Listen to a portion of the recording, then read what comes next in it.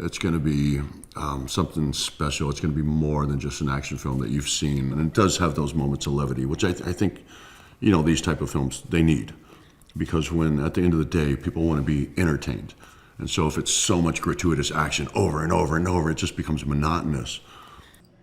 I love this movie. It was great. It was everything that I wanted it to be. No, it was pretty bad at times. Was it awful? No, that would be hyperbole if I said that it was awful. But it was not good. Killer's Game, very, very basic action movie, and that's a shame because J.J. Perry, and I think that's where I think you and I are kind of like coming to that conclusion too. It's like his direction as the main director is anytime he does so like the movie itself, I don't know, not a big fan of him. I hope they have a great time. I think it's a good date night film. It's a love story that has a head-on collision with a ridiculously fun action movie. I hope they enjoy it. I mean, listen, it's a fun movie. I don't know if I would say that I didn't like this movie because J.J. Perry's direction. I think the movie drops the ball on a really great premise. So before we get into the J.J. Perry stuff, let me summarize the movie real quick. Yes. We got Dave Bautista, the star of this film.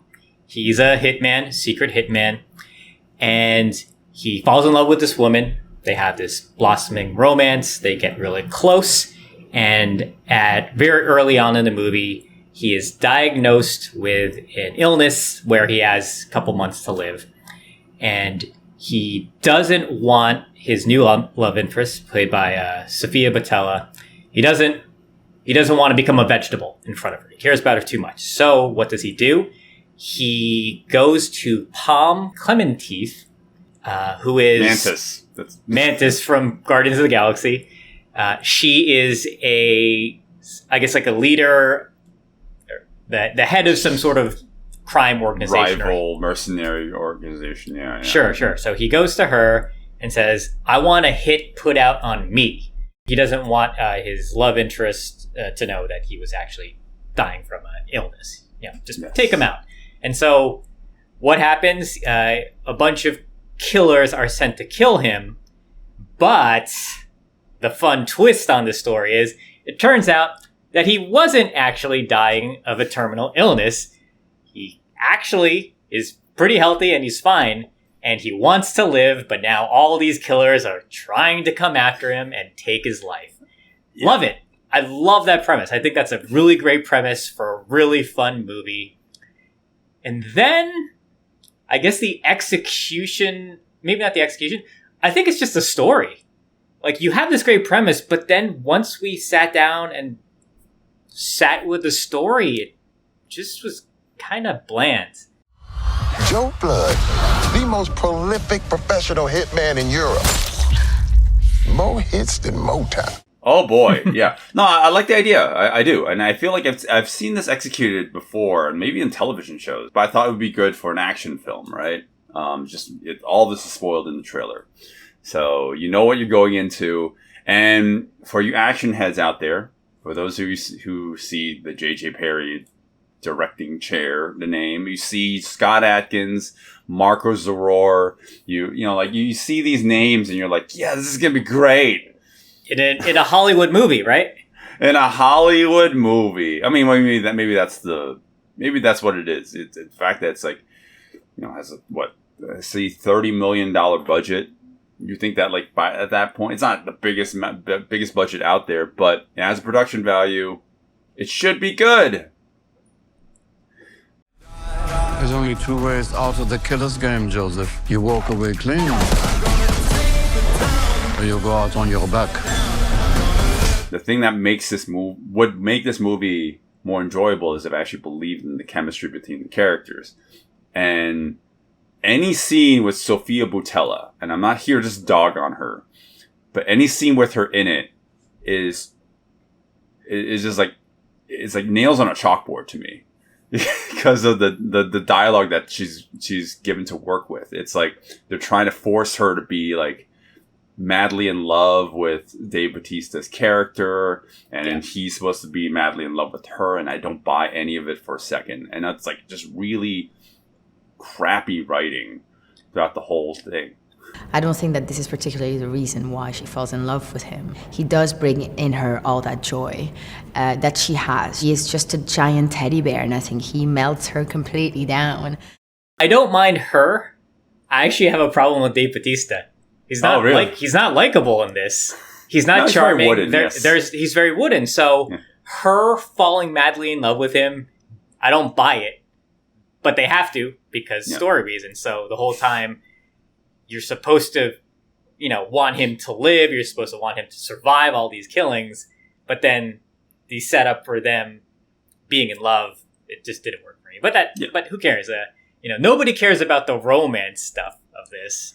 Right. Well, I don't know, because it's like the main drive of the movie, so you kind of have to care. That's true. That is true. It is the main drive, but I think when people see the names attached, I think that's where the main audience will get excited for it, or initially. You should smile more often. It suits you. You mentioned it before. We got Scott Adkins. We got Marco Zaror. Then you have some other people like. Who? I mean, Terry Crews? I mean, Terry I don't know. Crews, yeah. Has he been in fight scenes? No, not really. Maybe right? not. Well, okay. He's a main draw because he's a big name, right? Yeah, sure. Daniel Bernhardt is in it. That's right. Well, Daniel Bernhardt, what a great use of him in this movie, right? Wonderful use of him. I want to say maybe he sprained his ankle, so he couldn't do anything. Oh, God.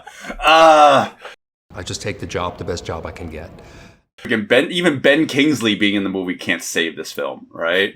God, and God, whoever the actress is who plays Mantis in Guardians of the Galaxy, holy crap, she is awful in this movie. She is just the worst. Wow, she is so bad.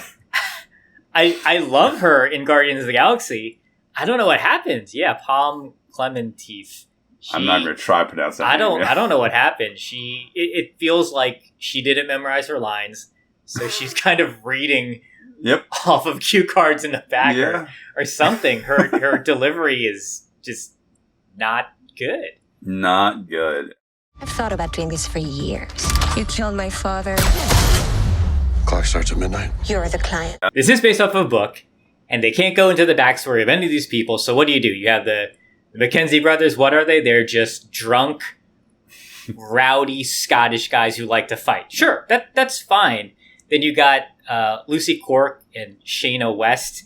They're killer strippers or killer dancers, and that's all you're going to get from their character. I think Marco Zaror comes out probably the best because he is Latin dancer fighter. And he has the most character because he fights while also Latin dancing as well. It's like that looks great, and that works perfect for him as a character. Everybody else is, they're kind of fun in that comic booky sort of way. But the problem is when you have these very broad characters and they're not really that memorable, like you have to tell them in these big broad strokes. Okay, well then they need to be big with the action. They need to be memorable with the action. And everything with this movie is just subpar. And that's fine because I want the action to be good. But the action isn't good. And maybe good is not the right word. I think maybe I got my expectations a little too high because of the names involved. There's nothing to stop you from leading a long life.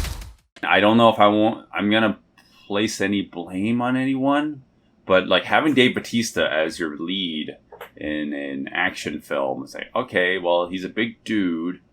He is a former wrestler, so he could sell the hits, but I mean, as an on-screen fighter, it's going to be a little bit more slugfesty, right? Yes. So I think we were discussing this after the movie, and I think that's kind of the problem. He's the big guy. He's kind of the brute-ish character because of his size. So he throws the bigger hits. And so generally what happens with action movies is the little guy goes against the big guy, right? That's just kind of how it generally is. But then what do you do when your main character and your good guy is the big guy? Like, how do fight scenes, like, how does that work with a fight scene? And so I was thinking about it. Ma Dong-seok makes that work for himself. Yes. He's the big guy. He can throw the small hits. He can throw, he can have minimal choreography, but it's still kind of exciting to watch him bide his time, wait for an opening, take a hit, and then knock these guys out. Yeah. And that works for him. They don't do that with Dave Bautista here. It always seems like people are fighting around him and they're editing around him and he's just trying to fight, but he's kind of slow too. So it's not really exciting in the fight scene department because of that. I'm gonna take them all out. Maybe we could have played up to certain characters' strengths, right? Or a certain performer's strengths. Ma Dong-seok is an actual boxer. He has boxing training, so, let's do choreography around that. Dave Bautista, former wrestler, but also a jiu-jitsu brown belt. At least at the time of this recording. I think he might have promoted. Whatever. I only got a small snippet of him doing any jiu-jitsu in the movie. Otherwise, it's really him.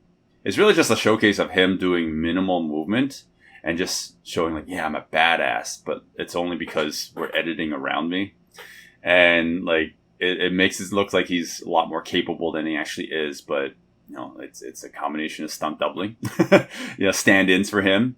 And he's getting older, so that's understandable. Yeah. I I don't need him to be a Keanu, but but since Dave Bautista actually is a higher level grappler, I'm like, I kind of want to at least see that. Come on.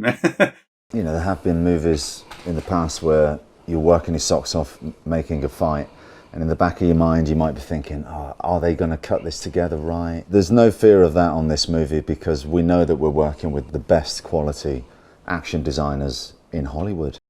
I think this would have been fine if this was a direct-to-video movie. If I saw this and it was just like, this is coming out on Netflix, or it's for rental on Vudu or something, and we saw it, I guess it's my expectations. But it's a Hollywood movie, and with that Hollywood title, I guess we're kind of expecting something more, but that's not what we got. So it's just unfortunate. Yeah, I have a feeling if this was a rental, maybe I'd be a little more forgiving. Like, oh, hey, cool, Scott Adkins throwing a Guyver kick, awesome. Marcus Aurora spinning around, dancing to some music. Okay, that's cool. I like that. That was the best fight. Yeah, really. Easily. Still not great, but I like the idea of it so much. That it's like, he's just a musical fighter. I like that. Exactly. It's different stages of the fight. Like first you have the very dynamic, explosive spins and kicks and stuff like that. But then you go to the ground and it turns more into like an MMA ground and pound fight, very violent. So we have all these big names, and you're these action names. You're seeing them slowly get dispatched, and you start to realize, okay, who's left? Oh, these are the people left to do the action at the ends. And I was like, oh, okay, I don't know if they could pull it off, and they do not. It is they just straight up. It is a very disappointing church action scene. It's not even an action scene. It's just how the movie ends. Yeah, and I think it's all gunplay.